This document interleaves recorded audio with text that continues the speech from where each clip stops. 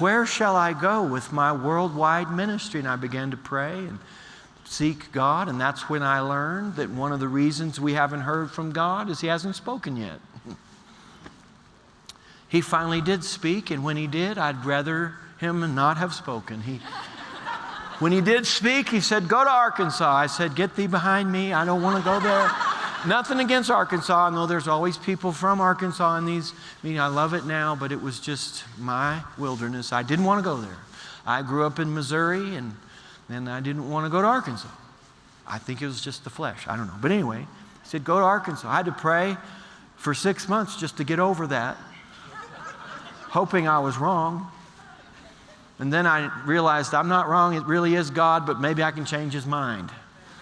And nothing worked, so off I went. So I ended up in Arkansas, and they had a small church with a small youth group, and I felt like I should go there. And I asked the pastor, do you have a youth leader? He says, no, but we're believing God for one. I said, well, I'm looking for a place to be a youth leader. He said, yes, but we can't pay anything. I said, well, I'm willing to do it for free. You'd be amazed at how many doors that would open for you. And so I went, and I've been in Africa, been preaching. I'd been a preacher. I identified as a preacher, and I get there, and I don't have a job, and I get a job with this carpenter.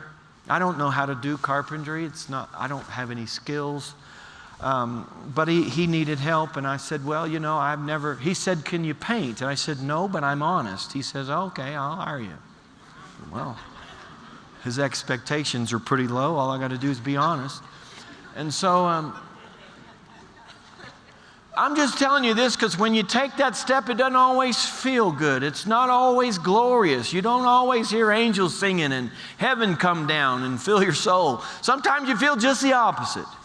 And for a long time there, I felt like I was a fish out of water. I thought, what in the world? God, I've tried my whole life to avoid situations like that. I was going to go to college and get a degree and be something.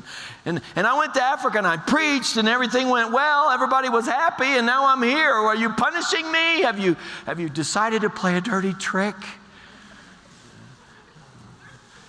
You deal with all these feelings. You know what I'm talking about? And so I got this job with this carpenter, and we went out in the middle of nowhere.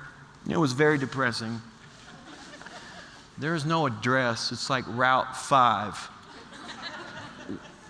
Route 5 of what? Well, they know. But it's like, you go down the highway, and then you get on the blacktop, and then you get on the gravel road, and then the dirt road, and then the path. And that's Route 5, I guess. And so I don't know where it is. I have no idea where we are. And we go out into this place in the wilderness, and the carpenter, he gets out, and he says, we're gonna do some plumbing work, and we're gonna remodel the bathroom. He said, I'm gonna go inside, and he took me outside to this outside faucet. He said, now I want you to dig a hole. Dig around that faucet. Here's a pick and a shovel. He goes inside, and he starts doing the bathroom, and I'm left out there. And I had to really deal with issues. I've been to Bible school. I've been a missionary. I've been preaching for a living, and now I'm staring at a faucet with a pick and a shovel. And I said, God, I should have gone to college. I could have been a doctor, lawyer, stockbroker. I could have been an Uber driver. I mean, anybody can do that. And I have protected myself from a child. I've been devoted to you. And I got to dig a hole in Arkansas. And I was heartbroken. And I looked at that faucet, and I looked at the pick and the shovel, and I thought about heaven, and I thought, you know what? Okay, that's fine. Okay, all right. You know what? You don't know what you're missing. You're wasting a gift right here. I am a gift from God, and that's fine. You don't want to use it? You're God. Who am I to talk against God? Do what you want. I'm going to dig a hole, but I'm not going to dig an ordinary hole. I'm going to dig a hole for Jesus around this faucet. I'm going to dig a hole that's going to make the angels sing.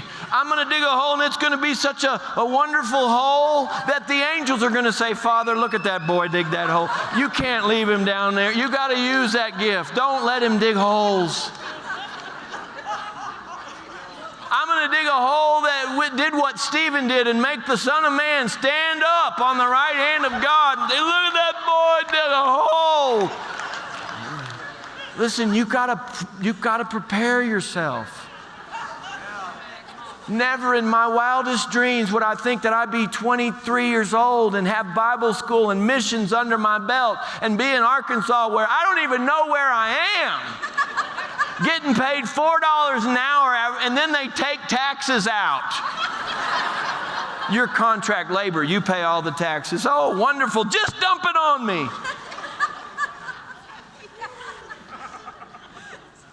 But you got to deal with these situations or you'll never make it to the next level. So I started digging. Oh, it would have been so easy to walk away from that and say, look, man, I'm not offended with the $4 an hour, but I am a preacher. I'm trained. I'm highly skilled. And I don't know what gave you the impression that I was going to follow you around the hills of Arkansas and dig holes, but that's just, I don't do that. You need counseling? You know, I can pray for you. How about that? You need healing? It would have been so easy. But the principle is, do what you can. Now, if you have an able body and a pick and a shovel, I dare say you could dig a hole. And I didn't have that excuse. Lord, I can't do it. Nope, I can do it. There's no question about that. And that hole came to represent everything that I was living for. And I realized something that you need to know, especially in the early stages of your life and your ministry. It does not matter what you do. What does matter is how you do it. That makes all the difference, because whether you realize it or not, you are preparing for your future. And if you look at it from God's perspective, and I've tried to do that since, I wanted God to trust me with souls, with ministry projects, with people, with influence, with partners. How can He trust me with all those things if He can't trust me with a hole? Do you understand? It's like, well, I tried to get him to dig a hole. He couldn't even do that. I'm certainly not going to turn him loose on China. He can't even dig a hole. He's going to have to learn how to dig a hole.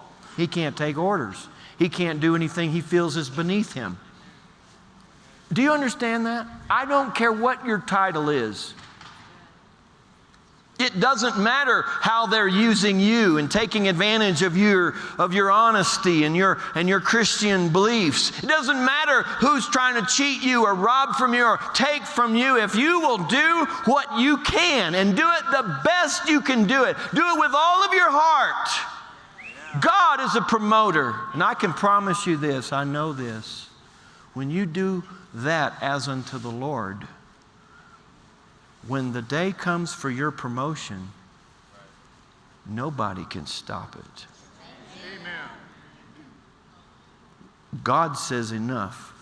And 2 years down the line, I'm painting a house. Happy as I could be because I figured it out. I got it. I figured it. I did all kinds of jobs. I swept, I raked, I painted, I crawled under houses, on top of houses, in attics. I did odd jobs. I dug trenches. I painted fences. I built fences. I hired my old boss at one point to work for me to do a project because I didn't know how to do it. I did all kinds of things. And then this came up and I took this job and I was painting a house and I'm listening to my teaching in my headphones and the Lord says, quit your job. I said, Lord, I just got used to this. I know how it works now. I dig holes and I do it for God and I get paid and I'm happy. I'm fulfilled. I'm thrilled. I'm living for God. He says, quit your job. I said, I don't have another job. He says, quit your job. So I went to my boss, same one. He'd actually started at work again. And anyway, I went to him and I said, I have to quit my job. He says, why? I said, I don't know. He said, well, what are you going to do? I said, I'm going to go home and pray. I don't know what else to do. I'm going to pray. I don't know what I'm going to do. He said, well, if you need your job back, just let me know. I mean, we got jobs all day for $4 an hour. You pay the taxes. I said, but God, I don't know what else to do. And I went home to pray, and I'm praying, and I'm thinking, oh, I got to pay the bills. I said, Lord, my name's on the bills. I've told God that many times. I said, Lord, I'll do anything you want me to do, but at the end of the month, I got to pay the bills because my name's on them, not yours. Did you ever know that? You can have all these big ideas, but at the end of the month, I got to pay the bills. My name's on them, and I can't tell them, well, the Lord told me not to work. They're not going to accept that. And so God's plans always have to meet the need. Are you with me? He knows what you need. So anyway, I went home and I began to pray, and I said, Lord, I don't understand. I don't know why I would quit a good job like that. I need the job. I need to pay the bills. And I'm praying and I'm seeking God. And the phone rang, and it was a pastor. And he said, hey, listen, we're doing a youth camp in Missouri. That's where I grew up. And he said, I got 6 churches participating in this youth camp, and we don't have a speaker. And I was wondering if you'd be willing to come speak. And he said, I know it's late notice, but I'm hoping you can maybe work it in your schedule. And he says, and I said, when is it? He said, well, it's in 2 weeks, and I know that's going to be tough. I said, I'll be there. I'm wondering how I'm going to last 2 weeks. And anyway, I go to the youth camp and I preach, and the Holy Ghost falls. 6 pastors are all there and each one of those pastors invited me to their churches, and my traveling ministry began in that youth camp on that day. And that was almost 30 years ago. But it really started before that. It started digging that hole and other things that I had to do that had nothing to do with traveling and preaching, because my goals were clear. I wanted to travel and preach. That's all I wanted to do since I was 17. And yet it seemed like for 9 years I did everything but that. But all of it counts. All of it is part of the process. Somebody else has been where you are right now. You can get anywhere in the world from where you sit right now. Begin by using what you have and doing what you can. Has it ever seemed as if you couldn't get ahead in life? Stop waiting to be rescued. The key to your miracle is always within your reach. Order your copy of this series, Get Out of the Rut, at gregfritz.org.